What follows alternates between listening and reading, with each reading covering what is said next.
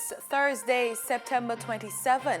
This is the news on PBCJ. I am Simone Absalom.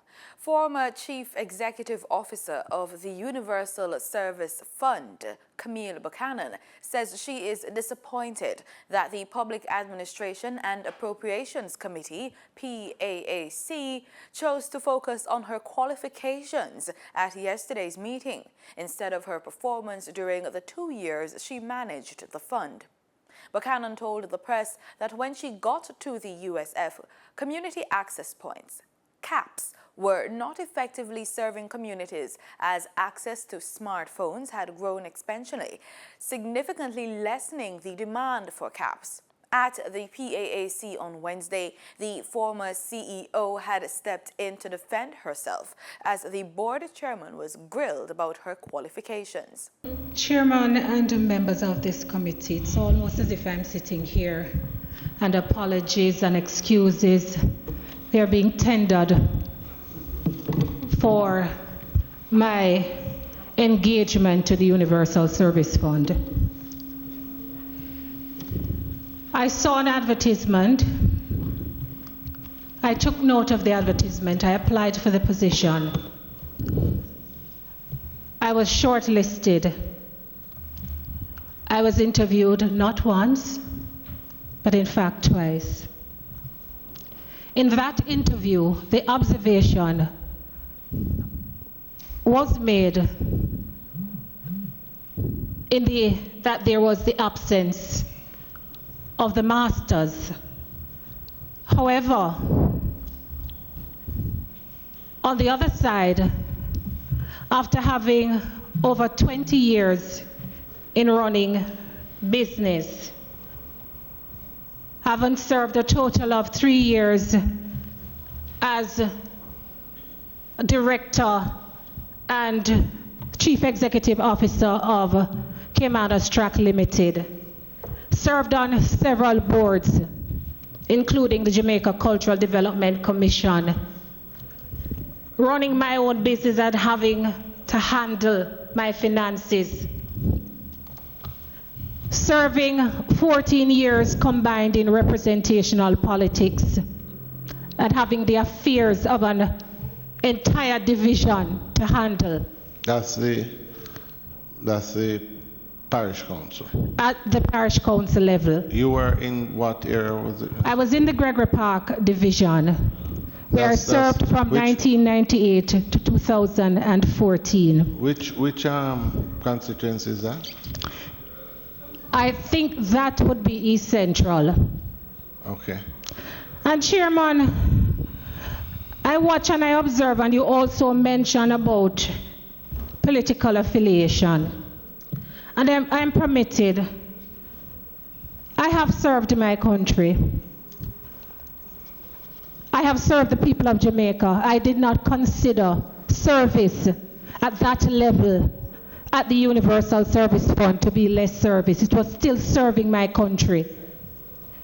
It was still going to work and spending nights there to ensure what was not done was put in place, so that a fund that was set up to benefit the people of Jamaica, they could in fact get benefit from that.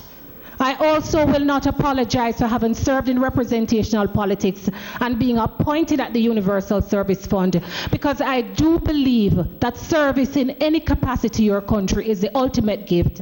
And I also believe that when we have served in representational politics, we should not apologize and we should not be blacklisted.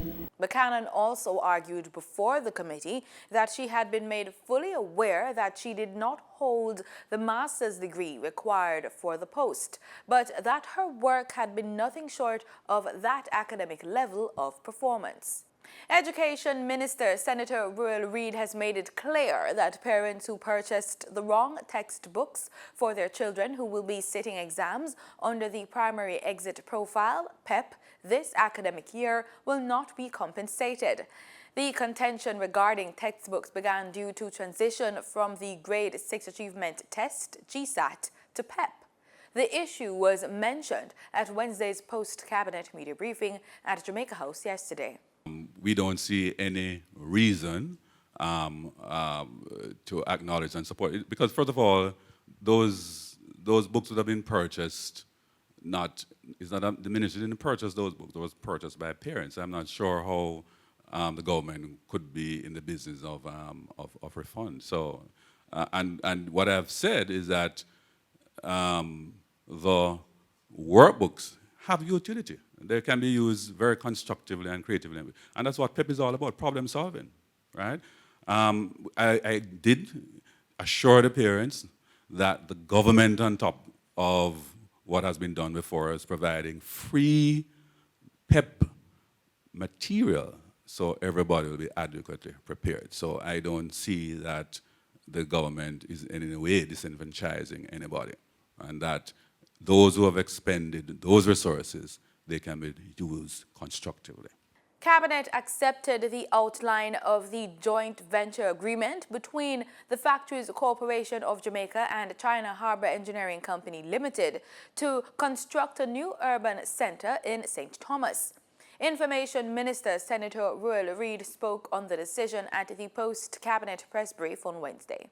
Cabinet also approved a joint venture agreement between FCJ and Czech for the development of 34 acres and 810 square feet over a construction period of 2 years. The Cabinet also instructed that a joint venture agreement should include a provision for the government to divest its equity through a public offering on the Jamaica Stock Exchange. The project is being done based on a decision made back in July 2014, which designated the development of a shovel-ready project, and the advice that the properties earmarked for the project comprised land that previously housed the Goodyear Jamaica Limited factory. Minister of Culture, Gender, Entertainment and Sports, Olivia Babsy Grange, yesterday announced that the Prevention of Sexual Harassment draft bill, with all revisions recommended by Cabinet, is now ready to be signed off on. The minister says the bill now reflects recommendations that came from Cabinet regarding the establishment of a sexual harassment tribunal to hear all sexual harassment matters, and the designation of field officers from the Bureau of Gender Affairs as authorized officers. Grange was speaking at the WMW Jamaica Forum on Wednesday at the University of the West Indies.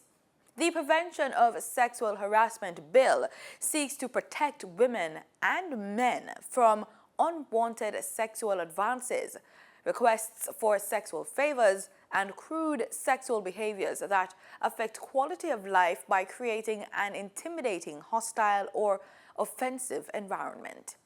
The US dollar on Wednesday ended trading at Jamaican $135.65, up by 9 cents, and that's according to the Bank of Jamaica's daily foreign exchange trading summary. The Canadian dollar ended trading at Jamaican $104.98, down from $105.74, while the British pound sterling traded firm, ending trading at Jamaican $178.06. In regional news, Venezuelan President Nicolas Maduro traveled to the UN General Assembly yesterday to defend his country, as 6 nations accused him of crimes against humanity, and US President Donald Trump hinted at taking strong action. Maduro confirmed in a video broadcast on Venezuelan state television that he was on his way to defend Venezuela, giving voice to his country on the global stage. The surprise visit came after Maduro had earlier threatened to skip the global gathering, citing fears for his personal safety as his once wealthy organization of petroleum exporting countries' nation spirals into a brutal crisis, and international pressure mounts for the socialist leader to step down. Maduro's trip came a day after the Trump administration imposed financial sanctions on 4 members of his inner circle, including his wife and Venezuela's vice president, on allegations of corruption.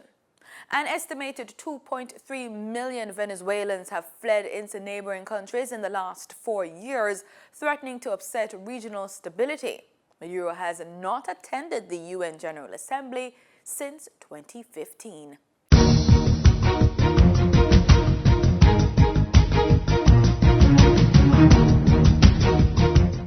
In sports, we're looking for the best. That's the promise from Cricket West Indies President Dave Cameron as they seek to replace Stuart Law as head coach of the regional team.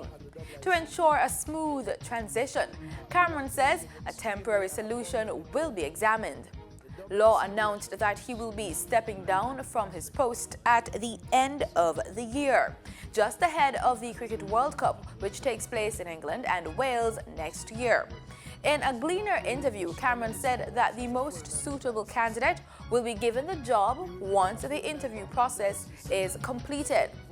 The Australian-born Law will continue in his role for the upcoming away series against India and Bangladesh and will leave to join Middlesex CCC in the new year. The 49-year-old took over as head coach in February 2017 and leaves the position after guiding the Test team to series wins against Zimbabwe and Bangladesh and the one-day international team through the ICC World Cup qualifiers and into the 2019 Cricket World Cup. And that's the news. Thanks so much for making it PBCJ. Remember, we are the People's Station. Pleasant viewing.